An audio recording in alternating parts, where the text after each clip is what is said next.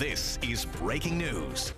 Anytime the NYPD interacts with someone in mental distress, we attempt to slow down and de-escalate the situation with the ultimate goal of getting the person the help they need. However, during fast-moving and hectic situations with an armed person, we are forced to defend ourselves.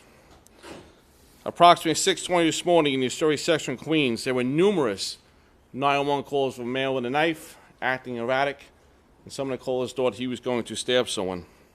This all occurred on 30th Street and 31st Avenue. Uniformed members of the 114 quickly responded within minutes and confronted a person in the street holding a large knife. They gave orders to drop the knife. They deployed their tasers, multiple tasers that were ineffective. At this point, the officers, during a 56-second dialogue, were asking the person in mental stress to drop the knife. He would not. 56 seconds. At this point, the men advanced themselves, one of the officers. They were forced to defend themselves. He was removed to a local hospital and succumbed to his injuries. On the scene, the officers did render aid before he was moved. Our officers were also removed to the area hospitals for tinnitus. Everything I just described to you is depicted on body-worn camera and external video from a commercial establishment. The male is 61 years old, Asian, and he has 2 documented incidents of mental disorder with the NYPD.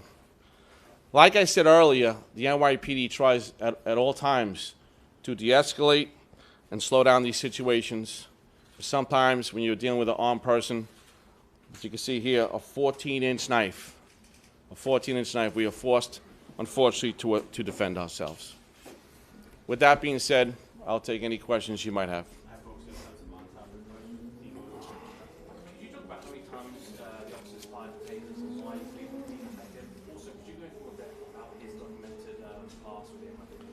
Okay, so the tasers, the officers were in the middle of the street.